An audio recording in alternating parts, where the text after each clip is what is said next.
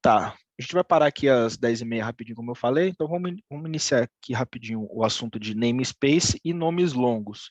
Dois recursos também muito bacanas, a gente vê principalmente o namespace funcionando em outras linguagens. É, tem a sua utilidade, não é... Ah, o pessoal fala, para quê? Para quê? Tem a sua utilidade, a gente vai ver aqui, separação de código, enfim. E nomes longos, que é algo que a gente, tenho certeza aí que todo mundo, se não a grande maioria, já esperava há muito tempo, que é você poder não ter mais aquela limitação de 10 caracteres que a gente tinha na DVPL, que você tinha que ficar meia hora pensando no nome da função e 10 minutos apenas para escrever a sua função. Você agora pode definir uma função com nome um pouco mais semântico, tá bom? Primeiro, namespace, tá? É um recurso que tem como benefício melhorar a organização do código, tá? Ele é para melhorar a nossa organização, melhorar ali nossa estrutura, e vai evitar, por exemplo, ali um conflito de nome entre classes ou funções. Vai evitar tanto conflito ali com classes de cliente, quanto conflitos de classes entre atotos, também nomes de função, porque por mais que você tenha um nome repetido, se você define um namespace diferente, são funções diferentes. Ele já entende isso. Se você define função com nome igual sem namespace, opa, vai dar um conflito ali, ele não vai conseguir compilar. Então, o namespace ali, né, ele pode ser um nome simples ou um que contenha ponto como separador, você pode ter um nomezinho apenas ou botar uma série de nomes ali implementados. Eu não sei se vocês perceberam, eu vou até abrir aqui de novo, quando a gente estava falando lá no início da preparação do nosso ambiente, quando a gente chamou a função aqui para pegar os includes do RPO, a gente vê um namespace acontecendo aqui. A gente tem a função getIncludesTLPP, porém ela está dentro do namespace tlpp.environment. E aí eu tenho o nome da minha função, tá bom? Então, dentro desse namespace, eu posso ter várias funções aqui que estão incorporadas aqui dentro. Aqui a gente acabou, quem não percebeu, a gente acabou vendo isso aqui acontecendo, tá?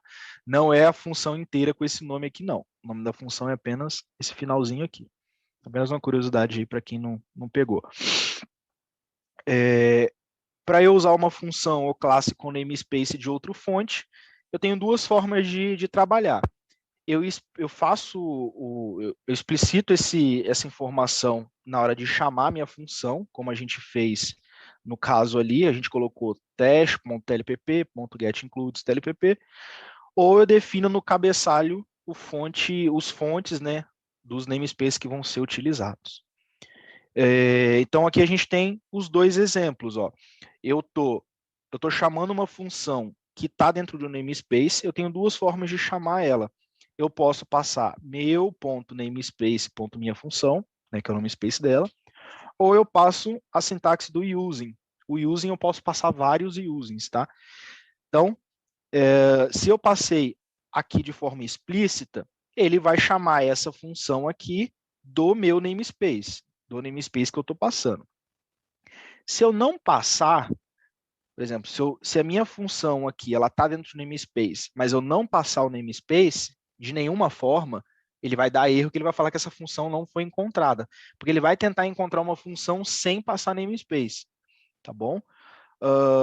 Agora, se eu não quiser ficar passando pontinho, né, em cada função que eu for chamar, se eu, por exemplo, estiver chamando várias funções do mesmo namespace, para eu não usar essa sintaxe, eu posso fazer com o using, que é o using, ele simplesmente, toda vez que você chamar uma função, né, ali, que ele não encontrar naquele fonte, ele vai tentar procurar ela no namespace que você passou. Então, nesse caso aqui, ele tentou achar essa função aqui. Ah, essa função existe nesse fonte? Não, não existe. Então, tenta achar nesse namespace. Ele vai ver se acha. Se tivesse outros uses aqui, ele ia tentar achar em um por um até ver se existe. Aí, se passou em todos os namespaces e não achou nada, então ele não achou essa função. Tá bom? Então, são duas formas aí da gente trabalhar com namespace. Beleza, a gente vai ver depois o exemplo sendo usado. E outro ponto aqui, né? Como que eu defino um namespace? Quero botar o meu próprio namespace numa função. Você passa namespace, meu namespace, né? Ou o nome do seu namespace aqui, ali dentro do seu fonte. Hernani, quer falar alguma coisa? só deixar aí um ponto para o pessoal que vai desenvolver. A gente está bolando uma pequena padronização com relação a nome de namespace, a nome de função, de classe, de método, essas coisas, né? A gente logo vai soltar aí algum comunicado, alguma coisa interna, só para dar como boa prática, como sugestão, como trabalhar com namespace, essas coisas novas que estão aparecendo com o TLPP, tá bom? Beleza. Importante isso aí, ter padronização para não ficar bagunçado, daqui a pouco até repetir namespace, né? O que Sim, poderia dar problema. sim. Mas é isso. Então, for definir o namespace, só passar namespace aqui, namespace, meu namespace, o seu nome ali. Para usar, você tem essas duas formas, essa aqui, ou você tem essa forma aqui de passar, de usar o namespace. Beleza? Vamos seguir aqui. Não temos perguntas ali no chat. Nomes longos. Qualquer fonte escrita em TLPP, o limite agora de variáveis, funções, classes, propriedades e métodos é de 255 caracteres. Então, ainda temos um limite, tá? Mas é o limite ali de controle de caractere do próprio binário, tá bom? A gente não precisa mais trabalhar apenas com 10 caracteres agora. A gente pode ter até 255.